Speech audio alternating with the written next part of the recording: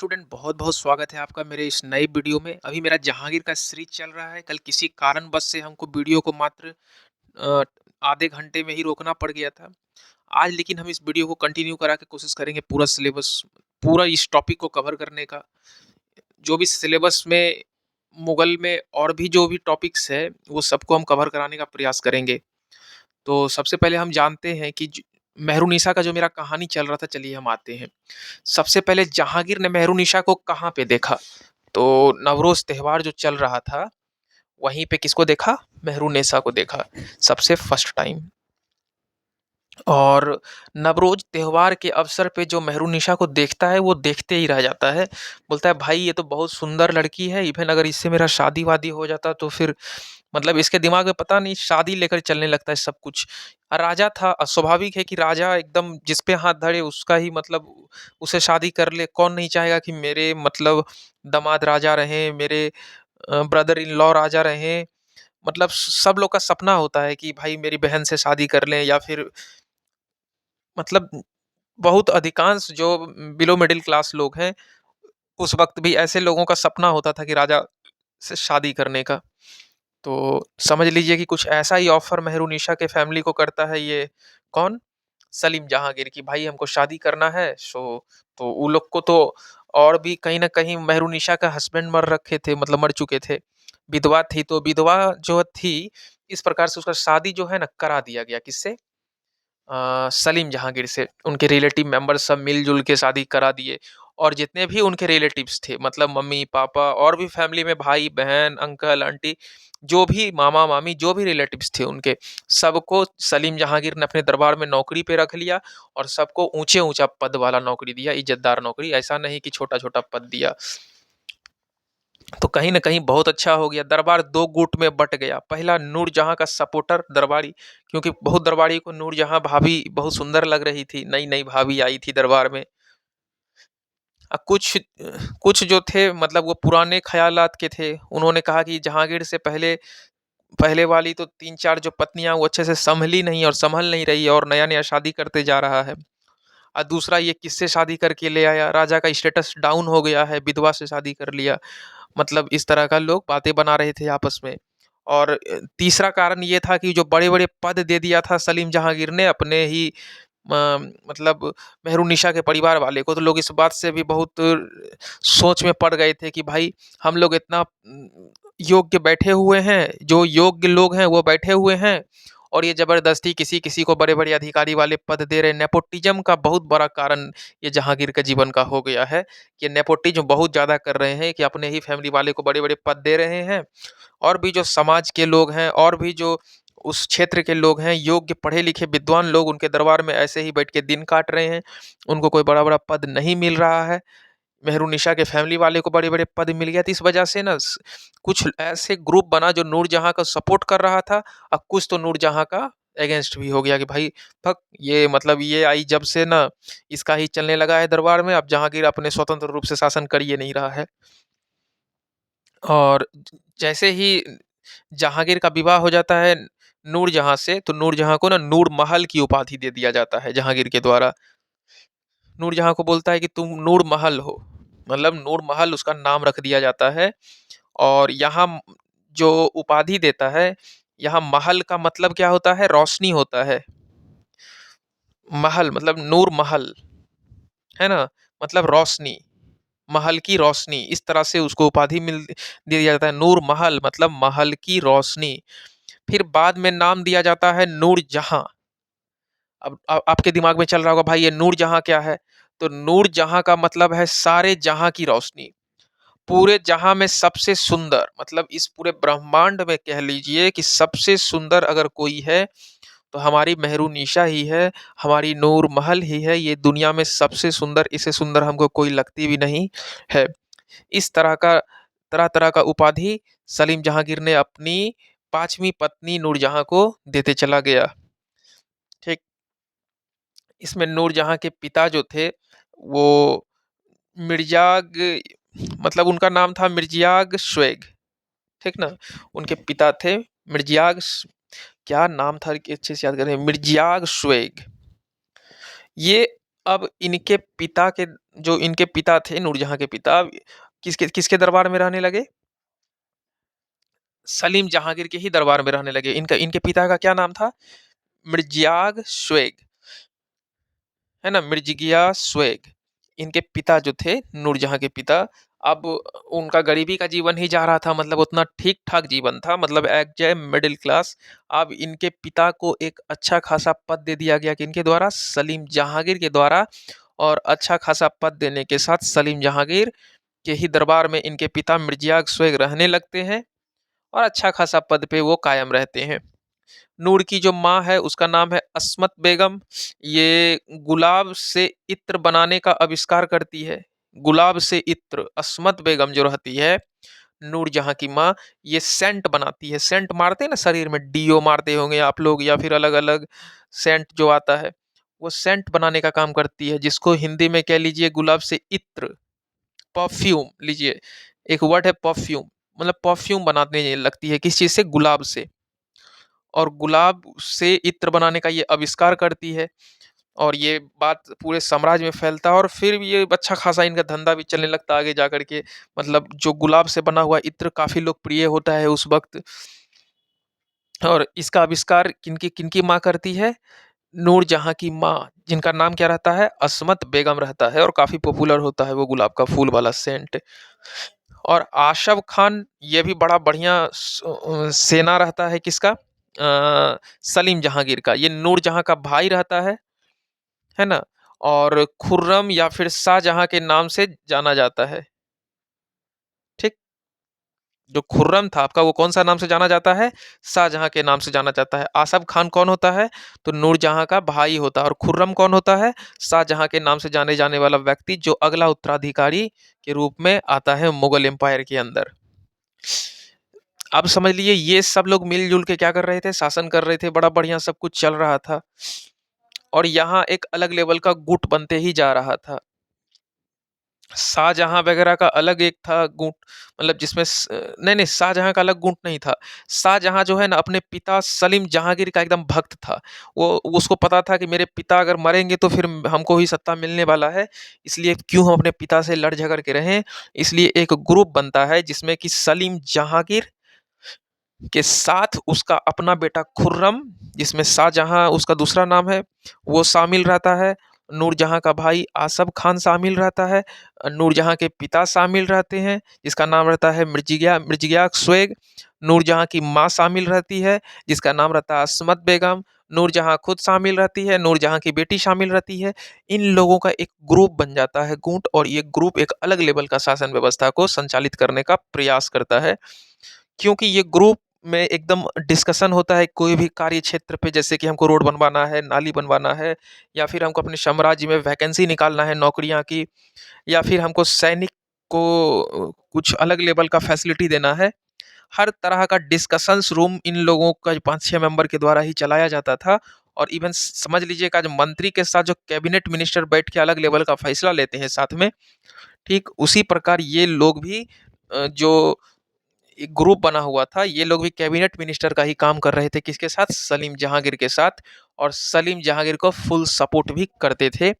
कुछ अपना समझाइश भी डालते थे, कुछ सलीम जहांगीर खुद अपने अकॉर्डिंग साम्राज्य चलाने में आगे बढ़ रहे थे। और जो दरबार में और भी जो सरदार वगैरह था पहले वाले लोग, उन लोगों के लिए अलग ग्रुप बन गया। मतलब राजा जो थे, अब सरदार लोगों का उतना मंत्री वंत्री का बात नहीं सुन करके यही ग्रुप वाले का बात सुन के काम करते थे। इसीलिए कहा जाता है कि अलग लेवल का एक ग्रुप बना दिया गया, जिसको गुट कहते हैं। जब से मेहरुन्निसा इनके पास आई है, एकदम अलग ग्रुप ही बन गया है। और कहा जाता है कि मतलब शादी वादी जब से हुआ है, तब से इनका अलग लेवल का एकदम शासन व्यवस्था चलने लगा है। पहले का कहानी ही कुछ अलग था। पहले सरदार वगैरह जो कहते थे, और भी जो दरबार में लोग थे वो जो कहते थे, तो कुछ उन लोगों के अकॉर्डिंग शासन होता था, ठीक ना? लेकिन अब बात ही कुछ अलग है। अब तो यहाँ चलने लगा है किसका? अस्मत बेगम का। अस्मत बेगम अपना भी कुछ बात रखती है। अब यहाँ चलने लगा है मिर्जिया स्वेग का, ये सब जो पिता माता रहते हैं नूरजहाँ के। अब आसफ खान का भी बड़ा चलने लगा है भाई, ग्रुप में वो भी शामिल था। अब इन लोग साला साहेब का बात नहीं सुनेगा, सलीम जहांगीर तो किसका बात सुनेगा? दरबारी का। भक्त, अब तो शादी हो चुका है, अब दरबारी का क्या बात सुनेगा, है ना? ऐसा ही कुछ सलीम जहांगीर का लाइफ में चल रहा था। और सब कुछ अच्छा चल रहा था। आसफ खान वगैरह सब लोग सब खुश थे, गुट बड़ा अच्छा चल रहा था। और नूरजहाँ का जो भाई आसफ खान है, वो उसकी एक पुत्री रहती है, बेटी। वो अपनी पुत्री का विवाह शाहजहाँ से करवा दिया। बोला आप मतलब अब इतना बढ़िया ग्रुप में शाहजहाँ से भी बातचीत होने लगा कि आसफ खान बोला एक काम करो, मेरी बड़ी सुंदर बेटी है, उससे तुम शादी कर लो। शाहजहाँ को बोला तो शाहजहाँ बोला अरे भाई आपकी बेटी से क्यों नहीं शादी करेंगे, बिल्कुल कर लेंगे, क्योंकि कहीं ना कहीं आप मेरे पिताजी के साला हो, और आपकी बेटी से अगर मेरा शादी हो जाता तो इससे बड़ा मेरा सौभाग्य क्या होगा। अरे ये जो था ना शाहजहाँ, वो बिल्कुल चाहता था कि हम जितना करीब पहुंच जाए ना किसके, सलीम जहांगीर के। देखिए सलीम जहांगीर की पत्नी थी नूरजहाँ, उसका भाई आसफ खान, और आसफ खान का बेटी से शादी कर लिया कौन, शाहजहाँ। ये तो शाहजहाँ तो खुद मुंह फाड़ ले रहा था कि कैसे मेरा रिश्ता और सलीम जहांगीर से मजबूत हो, मेरा रिश्ता और इससे क्या बोलते हैं, मेहरुनिसा से मजबूत हो, ताकि हमको राजा बनने से कोई रोक ना सके। आसफ खान हमेशा यही सोचते रहता था। आसफ खान के मन में ये डर लगता था कि कहीं मेहरुनिसा मेरी सौतेली माँ है, और मेहरुनिसा कहीं कुछ से कुछ चढ़ा वढ़ा नहीं दे सलीम जहांगीर को, फिर पता नहीं मेरे अगेंस्ट में कुछ इधर उधर होगा तो फिर हम राजा नहीं बनेंगे। तो सत्ता के लालच में ये हर स्टेप्स में हाँ बोल देता था। ये कहता था ठीक है विवाह हम करेंगे, बिल्कुल आसफ खान की पुत्री से करेंगे, बिल्कुल विवाह करेंगे, कोई दिक्कत नहीं है। और अब उस शाहजहाँ जो है दामाद हो जाता है किसका, आसफ खान का। राजा बन जाता है भाई साहब, अब आसफ खान का एकदम मस्त दामाद, एकदम राजकुमार, है ना। बट एक्चुअली में शाहजहाँ जो है ना, उसका ही नाम खुसरो रहता। अब देखिए खुसरो जो रहता है ना, शाहजहाँ खुसरो के बाद शासक बनने का योग्य शाहजहाँ को ही एक्चुअली में रहता है, इसमें कोई डाउट वाउट नहीं है। अगर खुसरो मर जाता है तो शाहजहाँ को ही मौका मिल जाएगा शासक बनने का। लेकिन बाद में चलकर नूरजहाँ और आसफ खान के बीच दूरी बनने लगती, क्योंकि आपको पता है कि जब तक बर्तन साथ में रखल है तो ढन मनाएगा जरूर। ये भाई बहन में मार तो होना ही है एक ना एक दिन। अब इतना भाई सब साथ में खाना उठना बैठना, आपको पता है जब दो लोग तीन लोग चार लोग अलग अलग परिवार लोग साथ रहने लगते हैं ना, तो वहीं पे झगड़ा का वो जो झंझट का ज़्यादा कारण बन जाता है। आप किसी के घर कभी-कभी जाओगे आपको बहुत इज़्ज़त मिलेगा। आप उसके घर में जाकर के डेरा ही डाल लोगे तो आपका इज़्ज़त बिल्कुल घट जाएगा। है ना? शुरू-शुरू में अगर दामाद भी बनता है, तो दामाद भी अगर किसी के घर जाता है तो कितना इज़्ज़त मिलता है। भाई पकवान, पकौड़ा सब कुछ खिला रहे हैं, एकदम बढ़िया-बढ़िया मिठाई, जलेबी सब कुछ चल रहा है ना? लेकिन अब समझ लीजिए कि दामाद एकदम डेरा ही डाल लेगा ससुराल में जा कर के, तो फिर दामाद भी वही, जाइए मेहमान खुद से खाना-वाना निकाल के खाइए, इस तरह का स्थिति में आ जाएगा। वही स्थिति होता है यहाँ। आसफ खान का शुरू-शुरू में बड़ा इज़्ज़त, नया-नया साला नया-नया दरबार में पधारा है, खूब इज़्ज़त। लेकिन बाद में आसफ खान का जो रिश्ता होता है वो नूरजहाँ के साथ मतलब थोड़ा-सा खराब होता है। और स्वाभाविक है कि आसफ खान का रिश्ता अगर नूरजहाँ से खराब होगा, तो रिश्ता फिर उससे भी खराब हो जाएगा सलीम जहांगीर से। तो ऐसा ही कुछ होने लगता है कि भाई भाई-बहन ही झगड़ लेता है। लेकिन आप याद रखिएगा आसफ खान का अपना दामाद सलीम जहांगीर का अपना बेटा रहता है, इसका नाम रहता है शाहजहाँ। तो कितनों दामाद होगा तो अपने ससुर का ही होगा, ये चीज़ याद रखिएगा। ऐसा ही होता ही है समाज में आजकल। तो आसफ खान के बीच में दूरी बनने लगती है किससे, नूरजहाँ से। क्योंकि नूरजहाँ की जो बेटी रहती है ना लाडली बेगम, उसका विवाह जहांगीर के पुत्र शहरयार से मतलब मतलब जो उसका जहांगीर का जो पुत्र रहता है ना शहरयार, वो चाहती है कि हमारा जो पुत्री है लाडली, है ना कौन, नूरजहाँ, उसकी लाडली जो है मतलब लाडली बेटी नूरजहाँ की लाडली बेटी, वह चाहती है कि उसका विवाह जहांगीर के पुत्र शहरयार से हो जाए, करवाना ये चाहती है। ठीक। तो ये चाहती कि चलो भाई अब शहरयार जो है किसका बेटा, शाहजहाँ का एक मतलब अ, जहांगीर के पुत्र रहते हैं ना शहरयार, सॉरी थोड़ा कंफ्यूज कर गए, इतना ना नाम आ जाता है ना हिस्ट्री में। देखिए जहांगीर को तो कई शादी ना जहांगीर कर रखा है, एक दो शादी ने कई शादी। तो किसी से कोई बच्चा हो गया, किसी से खुसरो हो गया, किसी से खुर्रम हो गया, किसी से शहरयार हो गया, किसी से कुछ हो गया, तो कई भाई ये लोग चचेरा मतलब चचेरा नहीं, अपना सौतीली माँ से अलग-अलग बच्चा इसको हर साल होते ही रहा। किसको? सलीम जहांगीर को। तो उसी में से एक लड़का और तैयार होता है दरबार में, क्या नाम रहता है? शहरयार। और ये शहरयार भी किसका बेटा रहता है? सलीम जहांगीर का बेटा रहता है। अच्छा, शाहजहां किसका बेटा रहता है? सलीम जहांगीर का बेटा रहता है। शहरयार छोटा लड़का रहता है और शाहजहां बड़ा लड़का रहता है। उससे भी एक बड़ा लड़का रहता था, वो अब मर चुका है, उसका नाम क्या था? खुसरो। तो लाडली का शादी जो है वह शहरयार से सेट करा दी। कौन? लाडली की माँ, उसका नाम क्या था? मेहरुन्निसा, मतलब नूरमहल या नूरजहां उसको कह लीजिए। वो चाहती थी कि मेरी बेटी जो इकलौती बेटी लाडली है, उसका विवाह हम अपने पति सलीम जहांगीर के बेटे से ही करवा देंगे। भाई साहब एक नंबर रहेगा, घर की बच्ची घर में रह जाएगी, इससे बढ़िया क्या है। और वो चाहती थी कि मेरा जो दामाद होगा शहरयार, वही शासक बनेगा, एकदम मेरा दामाद राजा बनेगा इस साम्राज्य का। क्योंकि सब ना एकदम सेल्फिश होता है इस दुनिया में, याद रखिएगा। इधर आसफ खान चाहता था कि मेरा दामाद शाहजहां राजा बने। आसफ खान कौन था? आसफ खान भाई था किसका? भाई था आपका मेहरुनिसा का, मतलब नूरजहां का। नूरजहां का भाई और नूरजहां दोनों को एक गो दामाद हो गया। नूरजहां का दामाद शहरयार, ये भी कौन? सलीम जहांगीर का बेटा। ठीक। दूसरा नूरजहां का भाई जो था आसफ खान, उसका दामाद शाहजहां, वो भी सलीम जहांगीर का बड़ा लड़का। तो इस प्रकार से दोनों ही सत्ता के लिए दावेदार हो गए। नूरजहां का भी दामाद दावेदार हो गया शहरयार, ये भी दावेदार हो गया सत्ता के लिए। और आसफ खान का जो दामाद था शाहजहां, ये भी दावेदार था। तो दोनों भाई बहन अपने अपने दामाद को मुगल वंश का राजा बनाना चाहते थे। इसलिए दोनों ही बनाना चाहते थे, राजा का सीट एक ही था। इस वजह से दोनों में क्या बजर गया? मार बजर गया कि भाई साहब ऐसे। आसफ खान बोला, क्या नूरजहां तुम पगला गई हो क्या? ये अभी शहरयार छोटा लड़का है, ये कैसे राजा बन जाएगा? ये बोली, चुप रहो, हम जो बोलेंगे वही होगा। मेरे हस्बैंड जो चाहेंगे, मेरे हस्बैंड सलीम जहांगीर जिसको राजा बनाना चाहेंगे वही बनेगा। क्योंकि शहरयार ना मेरी बेटी लाडली का पति है, तो हम चाहेंगे कि तुम्हारा बेटा प्रधानमंत्री बन जाए और मेरा जो दामाद है अपना शहरयार, यही शासक बने। तो यही गुट वुट का जो लालच, मतलब इसी लालच वालच जो होता है ना राजा वाजा बनने का, ये जो गुट है वो टूटने लगती है। मतलब जो ग्रुप बना था, बड़ा अच्छा ग्रुप था, जिसमें कि शहरयार वगैरह सब शामिल थे। इस ग्रुप में आसफ खान शामिल थे, आसफ खान की माँ शामिल थी, आसफ खान के पिता शामिल थे, आसफ खान का अपना दामाद सलीम जहांगीर शामिल था। सब लोग शामिल था इस ग्रुप में। शासन, हम बोले थे ना ग्रुप बना था मेहरुन्निसा के शादी के बाद, पूरा ससुराल पार्टी का एक ग्रुप बन गया था। उस सब लोग इस ग्रुप में शामिल था और शासन को चला रहा था। ग्रुप टूटने कब लगता है? जब दोनों ही अपने अपने दामाद को राजा बनाना चाहते हैं। आप समझिए कितना बड़ा बात है भाई, दोनों अपने अपने दामाद को जब राजा बनाना चाहेंगे तो स्वाभाविक है कि क्या होगा? ग्रुप टूट जाएगा।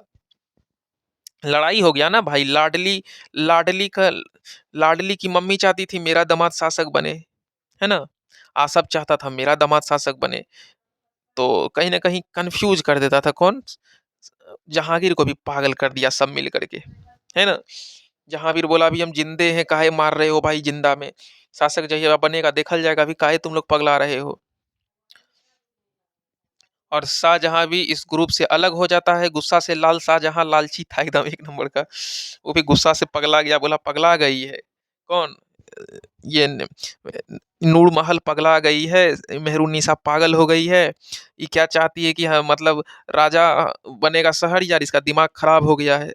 शहरयार मेरा छोटा भाई है, उसको भी राजा बनने का कोई हक नहीं है, दावेदार बड़ा भाई ही होता है। और आसफ खान इस ग्रुप से ये भी छोड़ वोड़ के भाग गया। और नूरजहां के जो गुट था, उस ग्रुप में अब उसके पिता, माता, भाई और देवर जो थे, मतलब भाई था और देवर शाहजहां, ये सब शामिल था, है ना? फिर से, ये जो नूरजहां के गुट में कौन कौन शामिल था? नूरजहां के पिता, नूरजहां के माता, नूरजहां के भाई, नूरजहां का जो मतलब कह लीजिए आप, मतलब नूरजहाँ का ना मतलब बहुत सारा लोग शामिल था, मतलब नूरजहाँ के जो सलीम जहांगीर के और भी जो लोग भाई लोग भी थे, वो भी शामिल थे, और शाहजहाँ भी खुद शामिल था। लेकिन ये सब सब टूट गया, ग्रुप अब हट गया, अब अलग हो गया ग्रुप। लेकिन बाद में शहरयार शामिल होना चाहता है, लेकिन उस समय तक शाहजहाँ उस गुट से अलग हो चुका था। बाद में शहरयार बोलता है हमको भी इस ग्रुप में रखो, लेकिन शाहजहाँ बोला अब हम रहेंगे ही नहीं, तुम्हारी होने वाली सास पगला गई है, कहती है कि तुम ही राजा बनो। अब हमको ये सब बात सुन करके बहुत नफरत हो रहा है। सो नेपोटिज्म हमको बिल्कुल पसंद नहीं है, ये नेपोटिज्म बहुत हो रहा है, हम बड़े भाई हैं तो हमको ही राजा बनने का हक है, हमको ये ग्रुप में रहना नहीं है, हम ये ग्रुप के लिए इतना जान दिए, इतना सब कुछ किए, फिर भी लोग मेरे अगेंस्ट में ही बात करता है, राजा तुमको बनाना चाहता है। तो शहरयार बोला भैया हम क्या करें, पागल हो गई है मेरी सासू माँ, तो हम क्या कर सकते हैं, है ना। हुँ, अब वो हमको बनाना चाहती है राजा, तो हम क्या करें भैया, तुम ही बोलो। हम तुमसे कभी बोलो, हम कुछ ऊँचा आवाज़ में तुमसे हम आज तक बात किए हैं? बोला वो सब हम कुछ नहीं जानते हैं, तुम झूठो लाडली से अपना बियाह सेट कर लिए हो, लाडली से झूठो अपना शादी-वादी सेट कर लिए हो। ये सब बात सोच के ही मेरा दिमाग गरम हो रहा है। और 1623 में शाहजहाँ का पूरा विद्रोह कर दिया गया एकदम उसी के फैमिली की तरफ से, कि शाहजहाँ राजा नहीं बनेगा चाहे कुछ भी हो जाए। और खुसरो के बाद ये मतलब खुसरो जब मर जाता है ना, तो खुसरो के बाद विद्रोह किया, जो मतलब खुसरो जब विद्रोह करता है, किसके खिलाफ? जहांगीर के खिलाफ। और ये विद्रोह आसफ खान को चढ़ाने पे ही हुआ। देखिए ये आसफ खान जो था ना, कैसे समझाएं आपको, थोड़ा सा देखिए, इस कहानी मैंने बड़ा कॉम्प्लिकेटेड है, कहानी को समझाने के लिए थोड़ा सा मतलब थोड़ा सा आप पहले आप भी ठंडा दिमाग से सोचिए एक चीज। खुसरो जो था वो तो जेल में था, आंख वाँख निकाल लिया था। तो खुसरो तो खुद बहुत ज़्यादा विद्रोह करता था सलीम जहांगीर पे, कि भाई राजा हम बनेंगे, राजा हम बनेंगे। जहांगीर जहांगीर के खिलाफ कम विद्रोह खुसरो किया ने अपने जीवन काल में। तो ठीक है, उसका ये स्थिति हुआ। आसफ खान जब दरबार में आया था ना, तो खुसरो उसरो को खूब चढ़ाता था कि भाई तुम भी विद्रोह करो।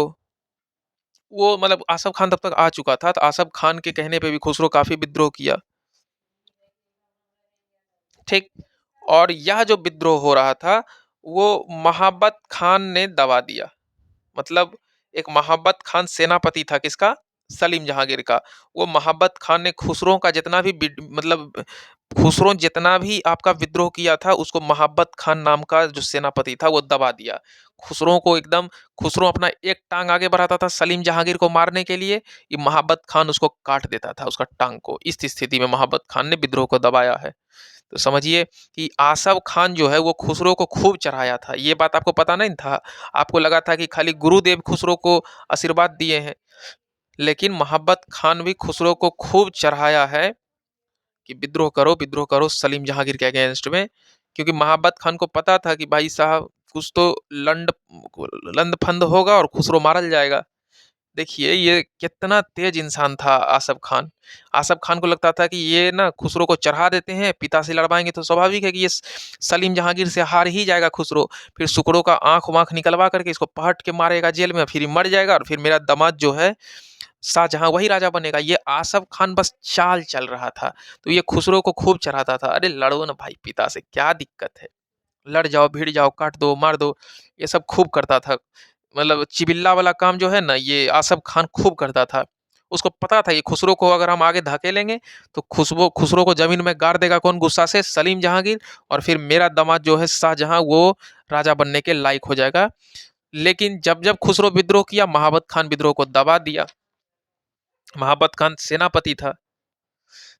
और बाद में जो सेनापति का ये जो इच्छा जो है ना, बाद में सेनापति का भी यही इच्छा लगने लगा कि वो देखा क्या न कि जो नूरजहाँ का प्रभाव है वो राजा पे बहुत ज़्यादा बढ़ गया है। महाबत खान देखा कि नूरजहाँ जब से पगलिया आई है, ये राजा को एकदम पता नहीं क्या खिला दी है, क्या चटा दी है, कुछ समझ नहीं आ रहा है। ये नूरजहाँ एकदम ना भाई साहब पागल की तरह एकदम नूरजहाँ का बात में आ रहा है, ये क्या नाम है, सलीम जहांगीर। तब से महाबत खान भी चिढ़ने लगा, ये बोला ये क्या ही पगला आ गया ये राजा एकदम। इस मतलब महाबत खान जो सेनापति था ना, मतलब वो भी बोला कैसा ये हो गया है भाई साहब, ये सलीम जहांगीर सनक गया है, ये हम लोग का बात सुनबे नहीं करता है, नूरजहां जो बोलती है बस वही करता है। तो मोहब्बत खान बोला कि देखो सलीम जहांगीर, हम तुमको देखिए हम आपको खुसरो के विद्रोह से बचाए भी हैं और खुसरो का विद्रोह हम दबाए भी हैं। आपका बेटा राजा बनना चाहता था, ये मोहब्बत खान बोला, लेकिन हम आपका बेटा को राजा बनने दिए नहीं, उसका टांग आगे बढ़ते ही उसका टांग को हम काट दिए। हम उसका हर संभव लड़ाई को रोकने का प्रयास किए। मोहब्बत खान बोला सलीम जहांगीर, हम आपका इतना सपोर्ट किए, आपका बेटा राजा बनना चाहता था फिर भी हम उसको राजा नहीं बनने दिए, हम लोग सब लोग मिल करके उसका विद्रोह को दबा दिए। और यदि आप राजा हैं तो प्लीज आप मेरे साथ कम से कम अन्याय नहीं कीजिए, आप हम लोग का भी बात सुना करिए। हम लोग तो आपका इतना रक्षक की तरह काम करते हैं, आपको जिताने में हम ही लोग हेल्प करते हैं, आप क्यों नूरजहां के बात में रहते हैं। तो फिर सलीम जहांगीर डांट दिया, बोला मोहब्बत खान अपना काम करो, तुम ज्यादा हवा में उड़ो नहीं, सेनापति हो सेनापति बन के रहो, अपना औकात मत भूलो। तो मोहब्बत खान को भी गुस्सा आ गया, बोला भाई साहब कैसे ये बात करता है बदतमीज की तरह सलीम जहांगीर, बदतमीज हो गया एकदम, सलीम जहांगीर को हम बचाने का काम करते हैं, हमरे गड़िया दिया है, इससे बढ़िया तो अपना खुसरो भैया ही था, लेकिन साला हम उसको दबा दिए, उसको हम जमीन में गाड़ने का पूरा प्रयास किए, इस सलीम जहांगीर ही हम पे भारी पड़ गया है, कैसा हो गया इस सलीम जहांगीर का संस्कार ही गिर गया है सलीम जहांगीर का, है ना। मोहब्बत खान सेनापति भी बहुत दुख हुआ सलीम जहांगीर के ये नेचर से। और मोहब्बत खान बोला हम भी विद्रोह करेंगे, आप चाहे कुछ हो जाए, अब हम खुद विद्रोह करेंगे सलीम जहांगीर के अगेंस्ट में। और वर्ष 1626 को विद्रोह खुद करता है मोहब्बत खान, सेनापति का भी विद्रोह 1626 को हुआ, लेकिन विद्रोह को दबा दिया जाता है फाइनली, क्योंकि सेनापति का उतना औकात नहीं था। और 1627 को फाइनली जहांगीर की मृत्यु हो जाती है। और मृत्यु के बाद 1627 1605 में इसका राज्याभिषेक हुआ था। और 1627 में इसकी क्या हो जाती है, देखिए ना, 5 10 15 10 25 20 21 22 साल का ये शासन किया था सलीम जहांगीर, है ना। 1627 में इसकी मृत्यु हो जाती है सलीम जहांगीर की। खत्म, टाटा बाय बाय वाला कहानी हो गया। अब तो भाई शहरयार दामाद किसका, शहरयार दामाद है नूरजहां का। अब तो हमेशा नूरजहां जो विधवा राजकुमारी है वो तो चाहेगी कि मेरा बेटा ही अब राजा बने। आसफ खान भाई अलग चालू आदमी, Asaf Khan weekend, Noorjahan weekend plan करती थी तो आसफ खान 10 साल प्लान करता था। आसफ खान ये लेवल का भाई था नूरजहां का, है ना। तो आसफ खान तो अपना दामाद शाहजहां को राजा बनाना चाहेगा चाहे कुछ भी हो जाए, उसके लिए वो खुसरो को चढ़ा चढ़ा के अपने पिता से लड़वा के मरवा दिया, आपको पहले भी बताए। तो आसफ खान एक अलग लेवल का आदमी था, ठीक ना। आसफ खान के दिमाग में अलग लेवल का एक भौकाली टाइट था कि अब मेरा जो दामाद है वही राजा बने। आसफ खान इतना चालू था। लेकिन नूरजहां बेचारी चाहती थी कि हम राजकुमारी हैं और हम अपने बेटा का ही राज्य, अपने ही दामाद लाडली के हस्बैंड जो शहरयार है उसका ही राज्याभिषेक करावेंगे। ये सब चीज चल रहा था। चूंकि विद्रोह जब खुसरो किया था तो मोहब्बत खान दमा मतलब मोहब्बत खान उसको दबा दिया था खुसरो का विद्रोह को, और मोहब्बत खान वो विद्रोह को दबाया ना, बहुत पछता रहा था बाद में, बहुत पछता रहा था, बेकार हम खुसरो को आगे बढ़ा देते नहीं, पगलवा इस सलीम जहांगीर लड़की के चक्कर में एकदम आ करके हम लोगों को ही बात सुनता नहीं था, एकदम एकदम मेरा मूड गर्म है लेकर के। ये मोहब्बत खान पूरा जीवन भर सुस्ताइए रहा कि इससे बढ़िया तो खुसरो को ही सपोर्ट कर देना चाहिए था, या सलीम जहांगीर को हटा देता गद्दी पर से। बेकार इसका सपोर्ट किए। अब तो चूंकि 1627 का वक्त आता है और जहांगीर की मृत्यु हो जाती है और शासक बनने के लिए अब सभी आपस में संघर्ष करने लगते हैं, है ना, सभी भाई लोग। मतलब समझिए सबका विद्रोह असफल हो गया, सफल नहीं रहा। विद्रोह खुसरो ने किया सलीम जहांगीर के अगेंस्ट में, वो भी असफल हो गया। विद्रोह आपका मोहब्बत खान सेनापति ने किया गुस्से की आग में उबल के, इसका भी विद्रोह असफल हो गया। फाइनली जहांगीर का मृत्यु हो जाता है और किसी को सफलता हासिल नहीं होती है, किसी को सफलता नहीं मिल पाती है। सोने का जंजीर का शुरुआत जो है सलीम जहांगीर ने ही करवाया था। पूरा जंजीर जो मुजरिम को हाथ में बांधा जाता है ना, जंजीर, तो सोने का जंजीर सलीम जहांगीर के ही द्वारा शुरुआत किया जाता है। न्याय व्यवस्था को सुधारने के लिए भी सलीम जहांगीर काफ़ी कर्मठ रहते हैं कि न्याय को लेकर के सलीम जहांगीर के मन में बहुत रहता है कि लोग आपस में लड़ झगड़ लेते हैं, उनमें से एक का गलती रहता है, दूसरे का गलती नहीं रहता है, तो उसको न्याय मिलना ही चाहिए। न्याय व्यवस्था को खुद टाइट करता है सलीम जहांगीर। और जहांगीर ने अपने ही जीवन काल जो उसका समय था, वो अपने जीवन काल में एक आगरे का किला के बाहर एक 60 किलो का घंटी लगवाता है। सॉरी, 60 किलो नहीं, 60 गो घंटी लगवाता है, 60 पीस, है ना, 60 पीस घंटी लगवाता है, 60 गो घंटी। कहाँ पे? आगरा का किला जो है ना, वो आगरे के किला में बाहर में 60 गो घंटी लगवाता है। और वो जो घंटी रहता है वो सोना का ही रहता है, सोना का जंजीर लगवाता है, घंटी लगवाता है, ये सब चीज सलीम जहांगीर करता है। जिसमें मतलब कहता था सलीम जहांगीर कि ये जो घंटी हम लगवा रहे हैं, ये इतना घंटी संख्या में घंटी क्यों लगवाए, 60 60 गो घंटी हम लगवा दिए हैं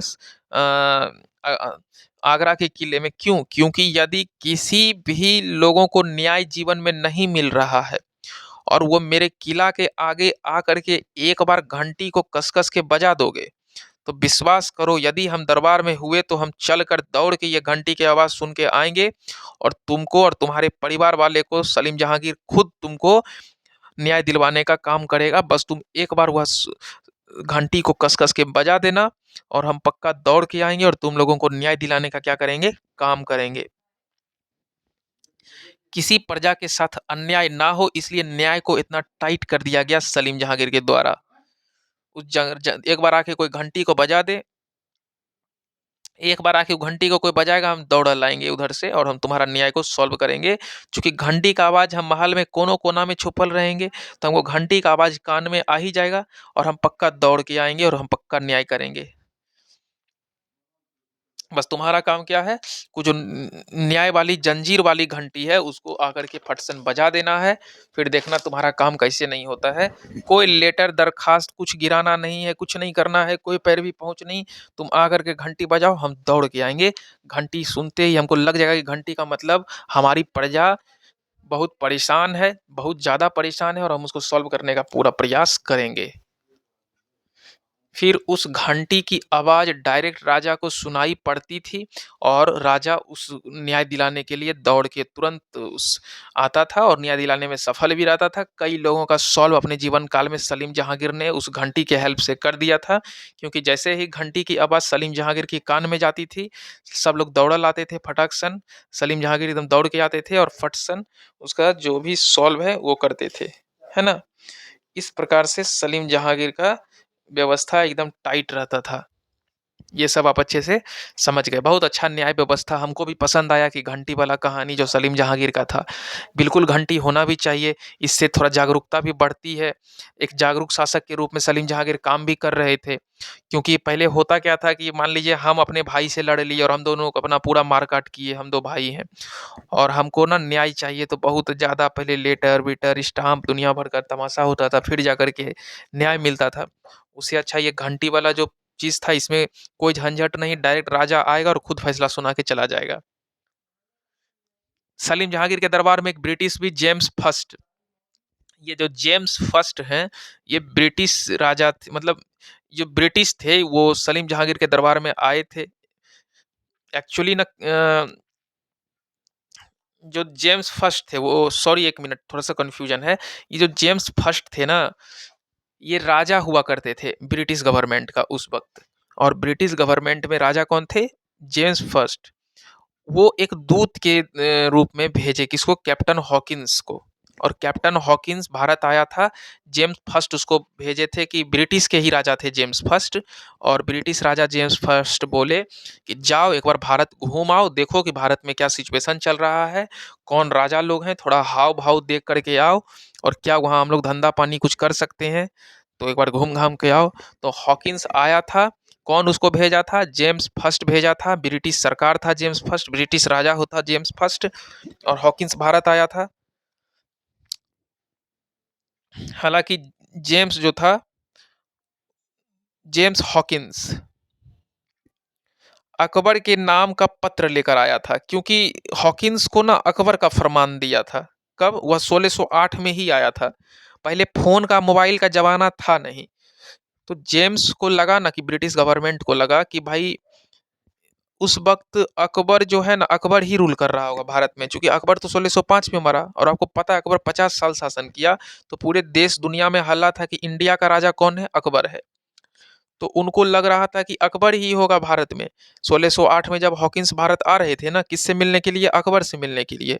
उनके हाथ में जो लेटर दिया गया ब्रिटिश गवर्नमेंट की तरफ से, वो अकबर का ही लेटर था। कैसे ऐसे जाना है? अकबर से ही अपना बातचीत करके आना है 1608 में। लेकिन भारत आता है जेम्स हॉकिंस अकबर से मिलने के आशा में। तब तक देखता है राजा भी बदल चुके थे, अकबर मर चुका था और अब राजा सलीम जहांगीर 1608 ईस्वी में सलीम जहांगीर से उसका दर्शन होता है। इसके कारण जेम्स हॉकिंस को किनसे भेंट हुआ? सलीम जहांगीर के ही दरबार में पहुंचा और 1608 से लेकर के 1611 तक सलीम जहांगीर के ही दरबार में रहता है लगातार।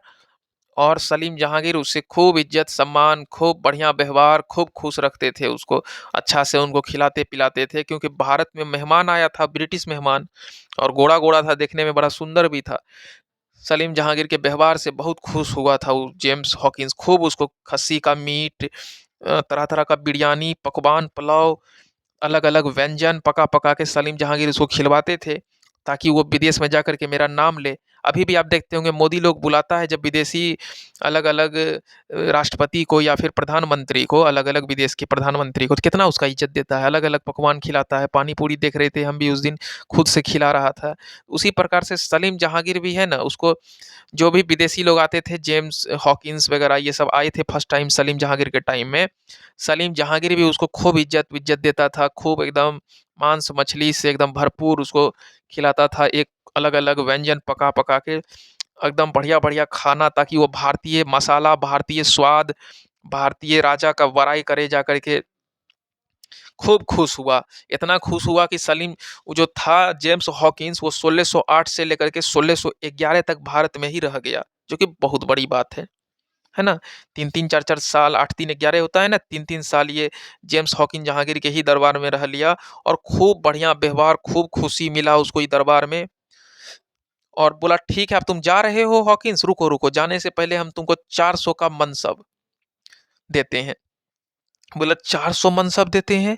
बाप रे बाप! इतना आप हमको दे रहे हैं, मतलब इनाम के रूप, मतलब ऐसे? बोला आप जाने घड़ी आपको नानी मानी देती 500 रुपया। उसी प्रकार से दिखावा के चक्कर में सलीम जहांगीर जो है उसको 400 मनसब को दे देता है, मनसबदारी व्यवस्था देख रेख करने के लिए। बोला 400 मनसब का तुम क्या हुआ? मालिक हुआ। खूब बढ़िया व्यवहार किया, खूब इज्जत किया, खाना पीना तो खिलाया ही, और 400 मनसबदारी व्यवस्था भी दे दिया। किसको? जेम्स हॉकिंस को। इसके अलावा उस हॉकिंस को इंग्लिश खान की भी उपाधि दे दिया। बोला तुम बहुत अंग्रेजी बकते हो। अकबर उसका, अकबर नहीं, सलीम जहांगीर उसका खूब चुट्टी लेता था, चुटकी चुटकी लेता था। इंग्लिश में फचर फचर खूब करता था। कौन? जेम्स हॉकिंस खूब बोलता था अंग्रेजी में, जेम्स हॉकिंस। तो बोला तुम खूब एकदम मस्ती करते हो, है ना, इंग्लिश में, तो इसलिए इसको इंग्लिश खान की भी उपाधि दे दिया गया, जेम्स हॉकिंस को दे दी जाती है। और ये फर्स्ट अंग्रेज थे जो जहांगीर के दरबार में आए थे। और इसके अलावा सर टॉमस आए थे सलीम जहांगीर के ही समय में, वर्ष 1615 ईस्वी में। सर टॉमस कब आए थे? सलीम जहांगीर के ही समय में, 1615 ईस्वी में। उस वक्त जहांगीर ही दरबार का राजा होते थे। इनका भी खूब इज्जत सम्मान होता था। जो जो ब्रिटिश गोरे गोरे लोग आते थे जहांगीर के दरबार में, उनका इज्जत स्वागत में कोई कमी जहांगीर करते ही नहीं थे। खाना से लेकर के, रहने से लेकर के, धन सम्मान सब कुछ उसको देने का, हर तरह का मतलब सम्मान देने से पीछे नहीं हटते थे। 1619 तक भारत में ये रहता है कौन? टॉमस। जो भी विदेशी आता था कम से कम 3 से 4 साल से कम रहता नहीं था सलीम जहांगीर के दरबार में। इतना उसको इज्जत मिलता था। आ तो जाता था, जाने का उसका मन ही नहीं करता था। कोई 3-3 4-4 साल तक एकदम यहीं आता था, पतला होके, यहाँ खाना पीना दबा के खाता था, मोटा के जाता था। उसके साथ, टॉमस के साथ एक और आया था, अ, उसका नाम था पैड्रियावेट्री, कुछ ऐसे करके नाम था। अ, पैड्रियावर्ती करके कुछ नाम था, वो याद नहीं आ रहा है नाम एग्जैक्टली में, लेकिन उसके साथ कोई तो था जो आया था। पैड्रियावर्टी, आप एक बार गूगल पे चेक कर लीजिए कौन आया था। हमको थोड़ा सा नाम में कन्फ्यूजन, इसलिए हम बोल नहीं पा रहे हैं, क्योंकि अंग्रेज नाम है, हमको अंग्रेज नाम ना जल्दी याद ही नहीं होता है। और टॉमस रो का मुलाकात किससे हुआ था? अजमेर में ही सलीम जहांगीर के साथ हुआ था, चूँकि वो सबसे पहले भारत में अजमेर आया था और वहीं पर सलीम जहांगीर के साथ मिला। और ये दूसरा ब्रिटिश था जो सलीम जहांगीर के दरबार में प्रवेश करता है। चूँकि अजमेर में सलीम जहांगीर अपना युद्ध अभियान चला रहे थे, वहीं पर ये मिल जाता है टॉमस रो, और फिर वहीं से सलीम जहांगीर के साथ इनके दरबार आ जाता है। अरे आप भी कहीं किसी को देखते हैं रास्ते, मान लीजिए आपका घर खगड़िया है, आप पटना में किसी को देख लीजिएगा अपने फैमिली वाले को, या फिर कोई भी आपकी, आप मान लीजिए तो आप बोलिएगा ना, चलिए आप मेरा सिटी खगड़िया घूम लीजिएगा भाई, ये है वो है, ऐसे करके बोलिएगा ना कि चलिए आप मेरा सिटी में रहिएगा, कुछ दिन रहिएगा। मान लीजिए कोई मेहमान को आप देख लिए, उसको आप अपने घर लाने का तो प्रयास करिएगा। उसी प्रकार से ऐसे ही भेंट हो गया था किसको, टॉमस रोज से किसको भेंट हुआ था, सलीम जहांगीर को भेंट ही हुआ था, ऐसे बोलचाल के भाषा में। लेकिन फिर सलीम जहांगीर बोले नहीं नहीं चलो भाई दरबार चलो, मतलब उसको दरबार ले आके खूब इज्जत स्वागत किए, खूब खिलाए पिलाए, एकदम मोटा कर दिए खिला खिला के टॉमस रोवर को। उसके साथ पार्टरी भी आया था, उसका भी खूब सम्मान दिया गया, उसको भी जहांगीर के दरबार में प्रवेश किया। और ये टॉमस की बातों से जहांगीर काफी खुश हो जाते थे, क्योंकि टॉमस जो था एकदम अजीब लेवल का इंग्लिश बोलता था एकदम। अब भी ब्रिटिश, पहले ये लोग जो जहांगीर है ना, कमर पे हाथ धर के सिर्फ इंग्लिश इन लोगों का सुनते ही रहता था। वो लोग ऐसा इंग्लिश बोलता था ना, सलीम जहांगीर को कुछ समझे नहीं आता था, पसंद ही नहीं आता था। पसंद आता था लेकिन ये लोग को समझ नहीं आता था, और सिर्फ उसका टुकुर टुकुर मुंह ताकता था और ठहाका मारता था, हंसी उड़ाता था। आप भी अगर किसी गांव वाँव में चल जाइए, कोई गांव चल जाइए, आप वहाँ इंग्लिश बोलिए, देखिए गांव का बच्चा लोग ना आपका मुंह देख के पूरा हंसेगा। ये सब रियल लाइफ में होता है। वैसा ही कुछ सलीम जहांगीर के ही साथ होता था कि टॉमस रो जो इंग्लिश बोलता था, ये लोगों को समझ नहीं आता था। ये लोग उसका मुंह देख के खूब खुश रहता था, हंसता था, चुटकी लेता था, पूरा मजाक मस्ती उड़ाता था वो लोग का। और खूब ये लोग मजा करता था उसके साथ और खुश रहता था। गोरा गोरा बड़ा सुंदर देखने में था टॉमस रो सब, और उसको अपना पूरा दरबार घुमाता था सलीम जहांगीर अपने साथ, और उसकी सारी डिमांड को मान जाता था सलीम जहांगीर खुश होकर के। सलीम जहांगीर को टॉमस रो जो बोल देता था, धीरे धीरे टॉमस रो को हिंदी बोलने भी सिखा दिया था सलीम जहांगीर। और सलीम जहांगीर के काल में चित्रकला का स्वर्ण युग, एकदम चित्र के ना व्यवस्था में सलीम जहांगीर अपना एकदम टाइट रखते थे व्यवस्था। मतलब चित्रकला एकदम चरम सीमा पर पहुंच चुका था, बहुत आगे चित्रकला के क्षेत्र में बहुत इंटरेस्ट भी रखते थे सलीम जहांगीर। चूंकि सलीम जहांगीर को चित्र वित्र में बहुत इंटरेस्ट था, तो ये बोले भाई साहब चित्र में कोई कमी नहीं होना चाहिए। सलीम जहांगीर ने आत्मकथा जब लिखे था ना, उनका आत्मकथा, सलीम जहांगीर का आत्मकथा क्या था, तुजुक ए जागिरी था, जहांगीरी। तो वो अपने आत्मकथा जो तुजुक ए जहांगीरी था, उसमें बताए कि अगर मैं एक चित्र देखता हूं तो इतना मुझे चित्र में इंटरेस्टिंग है ना, वो आत्मकथा में खुद लिखे हैं कि जो आत्मकथा क्या था, तुजुक ए जहांगीरी, और उसमें वो बताए हैं कि यदि मैं किसी भी चित्र को देखता हूं तो मैं उस चित्र को देख के ये बता सकता हूं कि ये पेंटिंग्स किस चित्रकार के द्वारा बनाया गया है। इतना ही नहीं, मान लीजिए एक चित्र, एक पेंटिंग में एक पूरा पेंट, मतलब मान लीजिए चिड़िया का बना हुआ है, तो उनको इतना बढ़िया इसमें पारंगत हासिल था ना चित्रकलाकारी में, किसको, सलीम जहांगीर को। इतना अनुभव हो चुका था पेंटिंग्स के क्षेत्र में कि वो ये बता सकते थे कि चिड़िया का आंख किसने बनाया है, चिड़िया का चोंच किसने बनाया है, चिड़िया का पंख कौन चित्रकार बनाया है। इतना उनको अलग लेवल का ग्रिप था ये पेंटिंग्स में। मतलब पंख कौन बनाया है, चिड़िया का पैर कौन चित्रकार बनाया है, उसका नाम तक बोल देते थे। इनको इतना अनुभव था चित्रकारी के फील्ड में, यानी वह अपने आप को चित्रकला का इतना बड़ा पारंगत या फिर पारखी कह लीजिए, पारखी मानते थे कि अगर 5 चित्रकार मिल के भी किसी एक पेंटिंग को बनाता है ना, तो पाँचों का नाम वो बता देंगे कि कौन-सा चित्रकार कौन-सा पेंटिंग, कौन-सा पार्ट, बॉडी पार्ट्स को बनाया है। इतना अलग लेवल का अनुभव था किसको, सलीम जहांगीर को।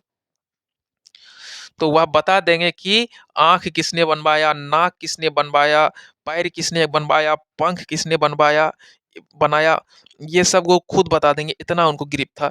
सलीम जहांगीर का जो काल था वो चित्रकला का स्वर्ण युग माना जाता है। समझ लीजिए एकदम स्वर्ण युग, स्वर्ण युग समझते हैं?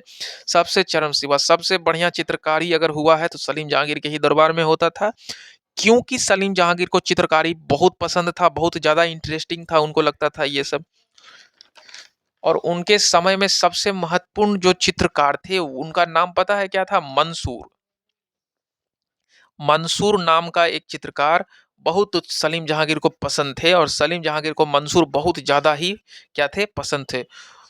तो इतना ज़्यादा पसंद थे कि उसे एक उपाधि भी देते हैं सलीम जहांगीर, जिसका मंसूर को जो उपाधि देते हैं वो नादिर उल अस्त्र की उपाधि देते हैं। क्या देते हैं? नादिर उल अस्त्र की उपाधि। किसको देते हैं? मंसूर को देते हैं। चूंकि ना मंसूर का पेंटिंग्स उसको बहुत पसंद लगता है और बोले कि भाई तुम अलग लेवल का पेंटिंग्स बनाते हो, तुमको हम एक अलग लेवल का उपाधि भी देते हैं। नादिर उल अस्त्र की उपाधि क्या देते हैं? मंसूर को देते हैं। और ये उपाधि मंसूर पा करके बहुत खुश हो जाता है। ये उपाधि उसको सलीम जहांगीर ही नवाजे हैं। क्या उपाधि था? नादिर उल अस्त्र की उपाधि। और मंसूर जो था वह पक्षी का चित्र बनाने के लिए सबसे ज्यादा स्पेशलिस्ट था, समझ लीजिए सबसे ज्यादा विशेषज्ञ था। किस चीज का चित्र बनाने के लिए? पक्षी का चित्र बनाने के लिए। क्योंकि मंसूर ने ऐसा पक्षी का चित्र बनाता था कि आपको लगेगा कि ओरिजिनल में पक्षी बैठा हुआ है। मतलब 3D पेंटिंग्स को ये मतलब बना लेता था उस वक्त। तो मंसूर को बहुत ज़्यादा पसंद करते थे सलीम जहांगीर, बहुत ही ज़्यादा। और उसको उपाधि भी दे दिए थे। कौन सा उपाधि दिए थे मंसूर को? याद है कि भूल गए? नादिर उल अस्त्र की उपाधि दिए थे मंसूर को। और एक बहुत ही इसको एकदम पक्षी बनाने का विशेषज्ञ पेंटर्स बुझते थे सलीम जहांगीर। और अबुल हसन, ये अबुल हसन कौन है? तो अबुल हसन भी एक महत्वपूर्ण चित्रकार था जो सलीम जहांगीर के ही दरबार में रहता था और इसको नादिर उल जमा की उपाधि दे दिए थे। पहले ये नादिर उल अस्त्र की उपाधि मंसूर को दिए थे। अच्छा, नादिर उल जमा की उपाधि किसको दिए थे सलीम जहांगीर ने? बोलिए। अबुल हसन को। ये भी एक महत्वपूर्ण चित्रकार था। कौन? अबुल हसन। जिस प्रकार से मंसूर था ना, उसी प्रकार से अबुल हसन भी सलीम जहांगीर के दरबार का एक पॉपुलर चित्रकार में से एक था। और इनको भी नादिर उल जमा की उपाधि सलीम जहांगीर ने दिए। और ये स्पेशलिस्ट था किसी आदमी या फिर किसी व्यक्ति का चित्र बनाने में। जैसे आप मान लो राम हो, मोहन हो, सीता हो, आपका पूरा का पूरा चेहरा डिट्टो वो बना देने का दम रखता था। कौन? अबुल हसन। सलीम जहांगीर का एकदम हूबहू चित्र बना देता था। कौन? अबुल हसन।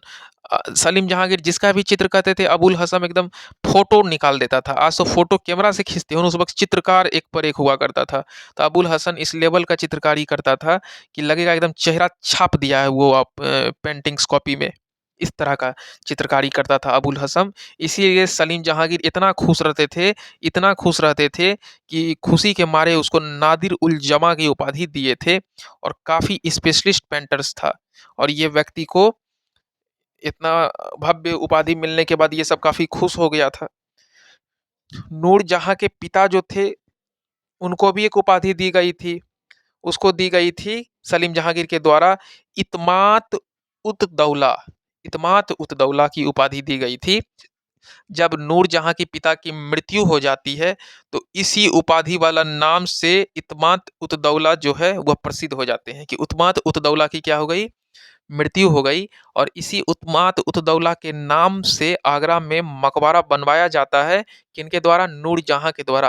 क्योंकि जब नूरजहां के अपने पिता मर जाते हैं, आसफ खान जब मर जाते हैं तो नूरजहां बहुत रोती है। और इत्मात उतदौला की जो उपाधि है ये सलीम जहांगीर अपने ससुर जी को देते हैं। मतलब नूरजहां के, क्योंकि नूरजहां से ही सबसे ज्यादा प्यार करते थे कौन? सलीम जहांगीर। तो एकदम अपना दामाद साला एकदम उन्हीं के फैमिली को लेकर के बहुत ज्यादा चलते थे। और बाद बाकी पत्नी पे उतना ध्यान सलीम जहांगीर रखते ही नहीं थे। ठीक ना? उनको लगता था मेरी जो पांचवी पत्नी है, सलीम जहांगीर की जो पांचवी पत्नी है नूरजहां, उसी वही उसके लिए पूरा सब कुछ है। बाद बाकी पत्नी से उतना कोई मतलब नहीं था इनको। और नूरजहां के जो पिता थे उसकी जब मृत्यु हो जाती है तो उपाधि जो इत्माद उतदौला की उपाधि सलीम जहांगीर उन्हें दिए थे, उन्हीं के नाम पे एक आगरा में एक भव्य मकबरा बनवाया जाता है। किसके द्वारा? नूरजहां। बहुत उस वक्त कहा जाता लाखों रुपया खर्च की थी नूरजहां। क्योंकि नूरजहां ही मालकिन थी ना जी, सलीम जहांगीर की वाइफ थी। और वो भी खास वाइफ थी, सब लॉकर का चाबी इसी के पास था। तो ये एक जबरदस्त मकबरा बनवाई, देखने लायक, बहुत खर्चा की। कहा जाता है कि उस मकबरा में सफेद संगमरमर का खूब उपयोग किया गया है। और उस वक्त बाप रे बाप 1600 कुछ ईस्वी का वक्त था। उस वक्त सफेद संगमरमर काफी महंगा मिलता था। मतलब सबके बस का बात नहीं था लगवाना।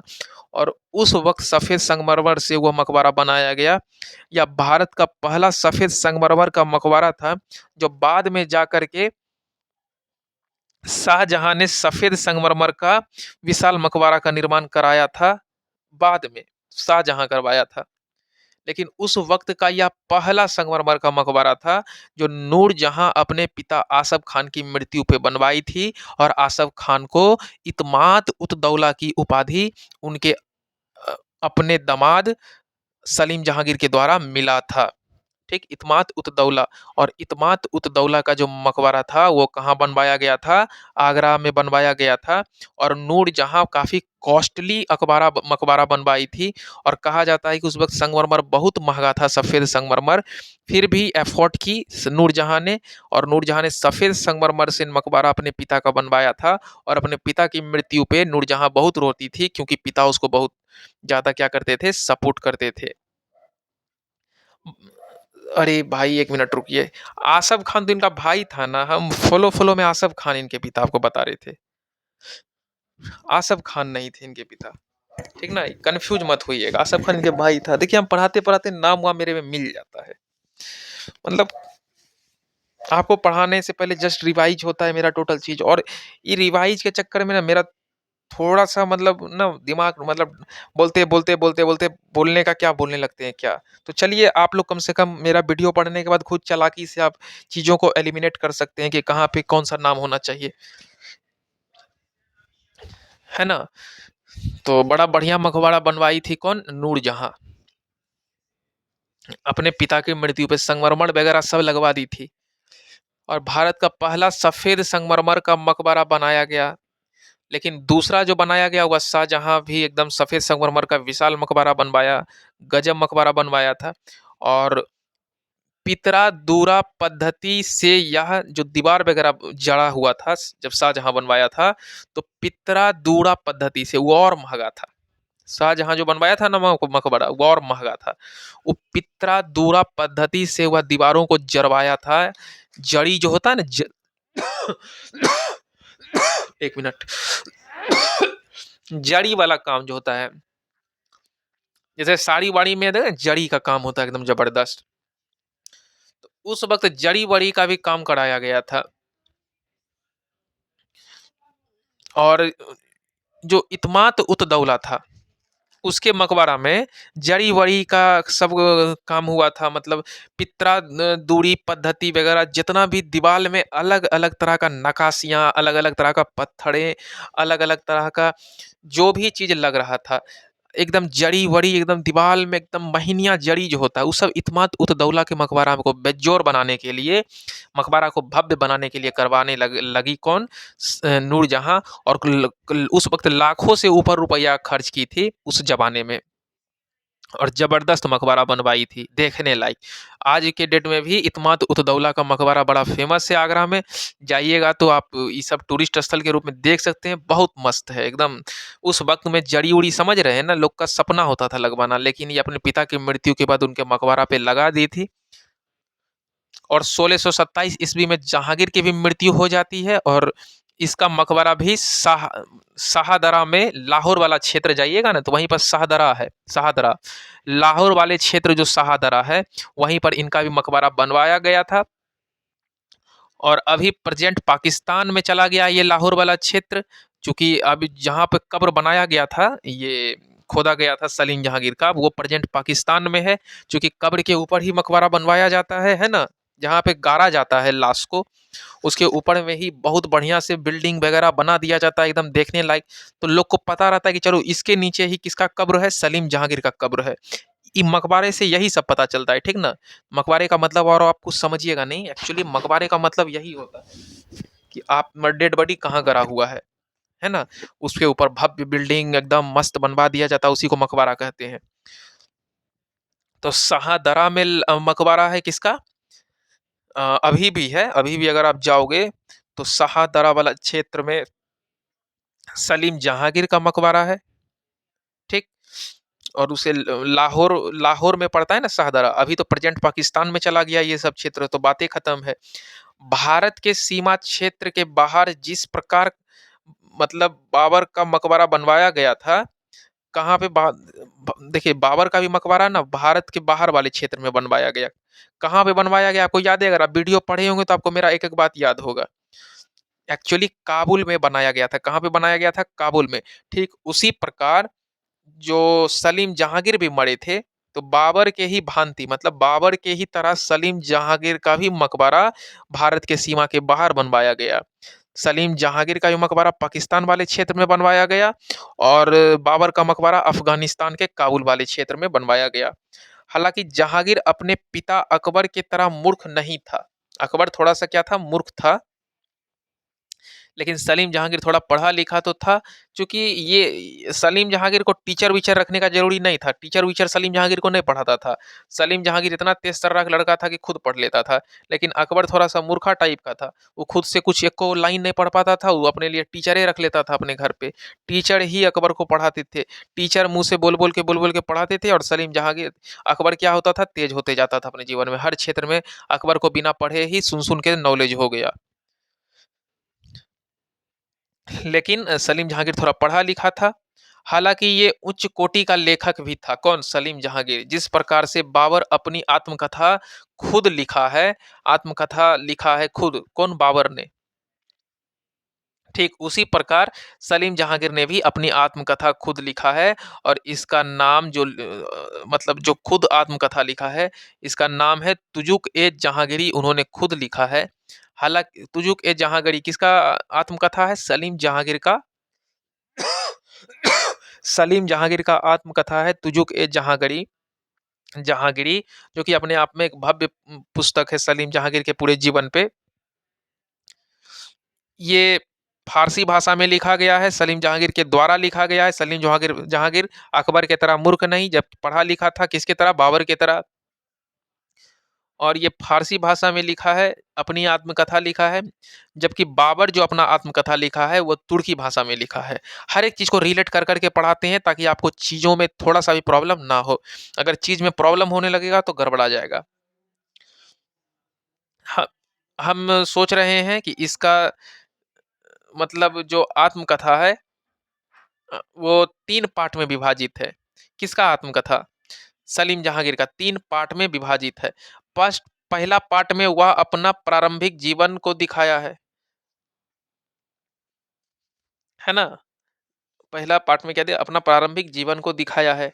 दूसरा पार्ट में वह अपना वो खुद लिखा है और वह अपना अबाउट में लिखा है कि भाई मेरा जीवन कैसा रहा है, काफ़ी डीप में जा कर के जानकारी दिया है कि मेरे जीवन में क्या हुआ है, मेरी कौन-सा पत्नी मुझे क्या कहती थी, मेरा आपसी झगड़ा किस बेटा से था और ये सब जो घर-वर का मामला होता है, जो दरबारी को भी पता नहीं था उस वक़्त, ये सब वो खुद लिखते थे अपने ही मतलब अपने जीवन काल के बारे में खुद लिखते थे, अपने ही बारे में कि मेरे साथ क्या-क्या होता था।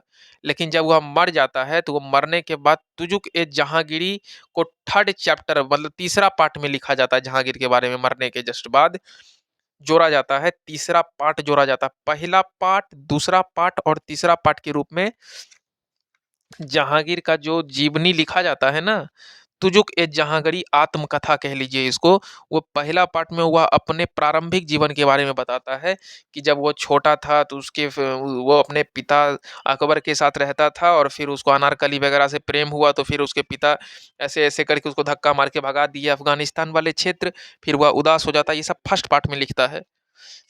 दूसरा पार्ट में वो बताता है अपने ही जीवन काल के बारे में कि हम शादी-वादी कर लिए 4-4 5-5 बीवी से मेरा क्या रिलेशन था सब बीवी के साथ और मेहरुन्निसा के साथ मेरा रिलेशन कैसा था, तो ये सब दूसरा पार्ट में कनेक्ट करता है। और जब वो मर जाता है तो एक तीसरा पार्ट और आता है, तीसरा चैप्टर कह लीजिए, तीसरा अध्याय आत्मकथा का म स सलीम जहांगीर के जो आत्मकथा का तीसरा अध्याय है वो बाद में जोड़ा जाता है मोहम्मद हादी के द्वारा और एक्चुअली मोहम्मद हादी ही उसको तीसरा पार्ट को लिख के जोड़े थे, मोहम्मद हादी।